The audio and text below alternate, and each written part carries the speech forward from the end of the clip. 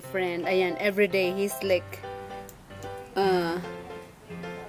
going to the back door and like waiting for his or her food. So adorable. Hello, my friend. Do you like the food? Oh, so cute. It's so adorable. Look at that. Meet my friend. He like the camera. Oh my god.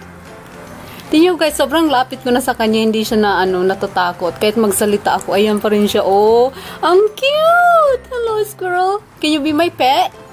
You wanna go inside? Come on. You wanna go inside? I have a plenty of food inside. Hey, come back here. Oh, my camera is gonna be died. Oh, hopefully, I'm gonna save it first before I died. That's meet my new friend.